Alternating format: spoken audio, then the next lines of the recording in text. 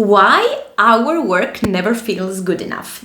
Specifically, what I'm referring to when I say our work is our writing, our presentations. So if you're a person who tries to explain their work, and every time you have to do some writing reports or some presentations, you always keep like second guessing and struggling and like, should I put this here or there, or where should it go? Where should it go? How should I fix it?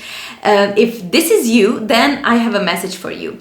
So this problem happens because you do not have a clear structure of what you're trying to say and how you're trying to say it. So the solution to this is not really to obsess yourself with perfection, like, oh, if I put this slide here, or if I slightly modify this visualization or this figure, or if I put this sentence like this or like that. That's not the thing. The thing is that you don't know where you're going and you don't have a clear direction and structure of what you're trying to say. And that's, from my experience of working with some of the clients, is exactly that. So whenever you're stuck and in this feeling of it is not good enough, it's probably because you do not have a plan of how you should move forward. Like, what should you do first, second, third, and how to structure your process of writing or presenting or explaining. Basically, how to structure your thoughts and untangle them so they make sense. That's the issue. So what's the solution to that? The solution is to have a structure, to have a plan beforehand. So before you do anything, before you start designing your slides, before you start thinking about your paragraphs and so on, and especially before you start writing, you need to sit for a moment and say, okay, what is it that I'm trying to say? What do I want my document to look like? What do I want my presentation to look like? What is it that I'm trying to tell those people? What is the main message that I'm trying to convey? And I can tell you that it becomes much easier once you have this, what I call writing plan or structure of your work.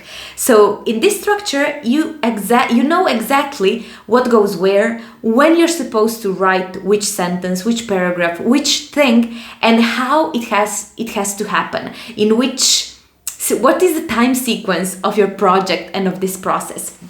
And this helps you a lot, because most of the times when we feel stuck, it's because first, we don't have a plan, and secondly, we feel that we should get it perfect the first time around. Like, the first draft only needs to exist.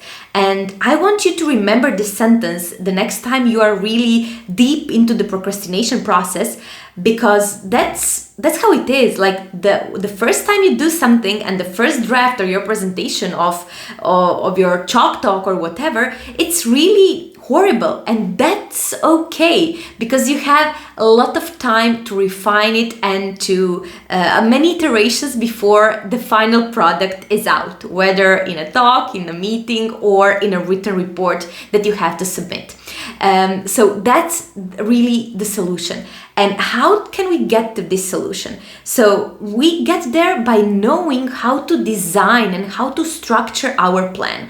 How do we untangle our thoughts? When we have a plan of how to untangle the thoughts and how to structure them so that we know exactly what goes where, why, and how, it becomes much easier to actually follow the plan. And once you have a plan and you know how to follow it, of course, it's much more unlikely that you are really going to get into this super procrastinating cycle and perfectionism cycle that we are all guilty of. But this happens because we are lost. We don't have a clear plan and a clear path on how to move forward. So we get into this ruminating things and procrastination cycles and so on.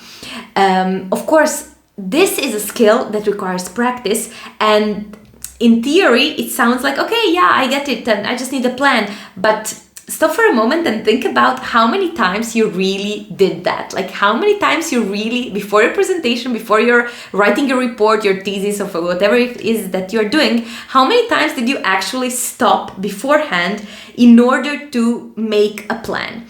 I would bet maybe once or twice, or even zero for the majority of my clients at least. And that's because we think it is time consuming to do so.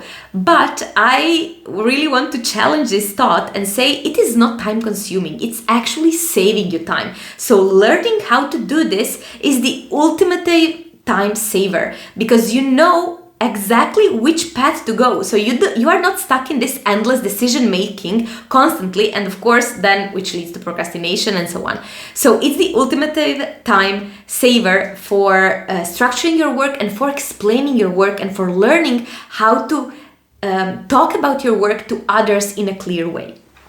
And this is one of the things that I really work a lot with my clients, because it's so essential, it's so important. And once you really know how to do it, everything else becomes much easier, because all of a sudden you know how to structure your work, you know how to create a plan, and you then stick to the plan is the easiest part. You create it so it fits your life, so you don't have to be writing at 3 a.m. before the deadline. That's something that we do a lot in my coaching program. So if you feel that every time you are trying to explain your work, every time you're creating some slides, every time you are writing your reports and explaining your work in writing, if every time you have to do that, you're always stuck in this procrastination cycle, like I don't know how to put this into words, I really want to invite to share these challenges with me, and I will leave a link down below in which you can schedule a completely free discovery call with me, in which we can discuss those specific challenges and when do they come up, how do they come up, how do you solve them, because this is something that I really work a lot with my clients, so we can see if we are a good fit to work together, and hopefully I can help you do that and save time and get that done once and for all. So thank you so much for watching this video, and see you next time. Bye bye.